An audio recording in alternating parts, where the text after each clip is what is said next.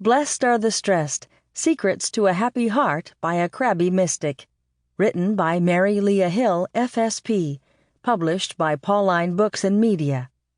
Introduction read by the author. Narrated by Barbara Benjamin-Creel.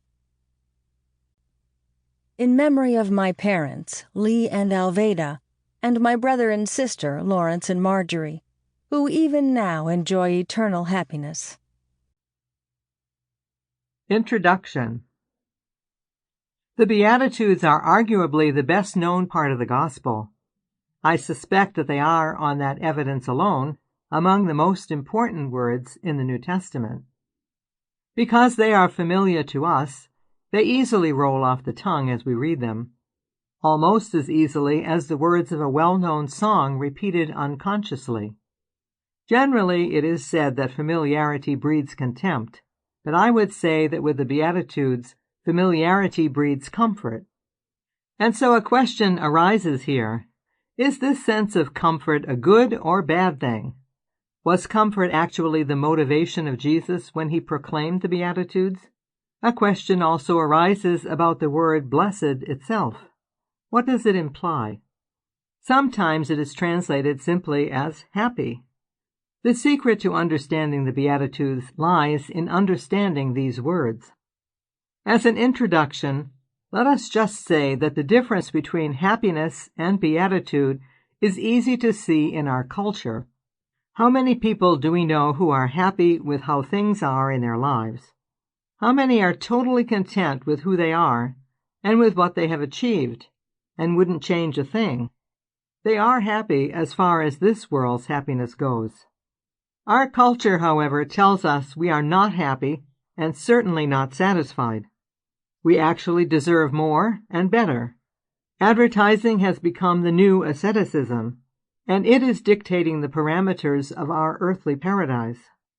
These advertisers are, in fact, not wrong in prompting us toward more and better, because we are always in search of something beyond what we have. We know this more and this better to be the ultimate good, beauty, and truth we call God. St. Augustine could offer his famous quotation as a good advertising slogan for eternal happiness. Our hearts are restless, O Lord, until they rest in you. Blessed Are the Stressed is not a scholarly treatment of the Beatitudes. Rather, it is a friendly stroll through them.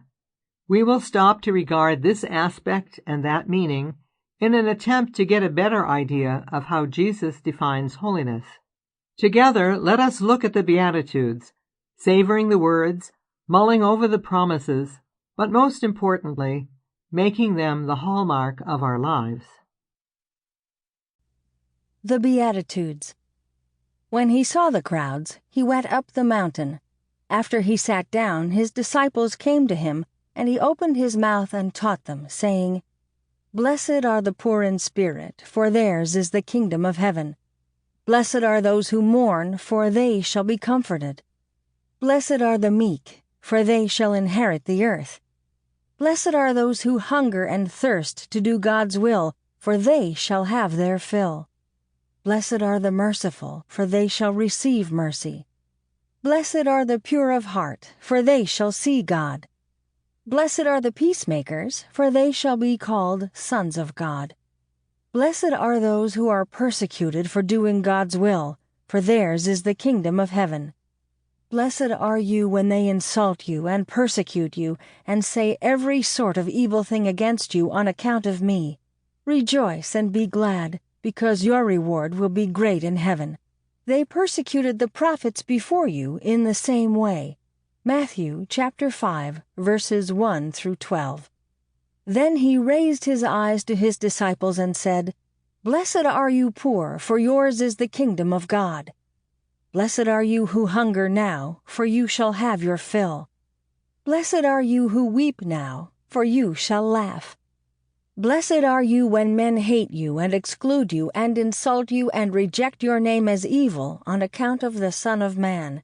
Rejoice on that day and leap for joy. Behold, your reward will be great in heaven, because their fathers did the same to the prophets. But woe to you rich, for you have your delights. Woe to you who are full now, for Sample complete. Ready to continue?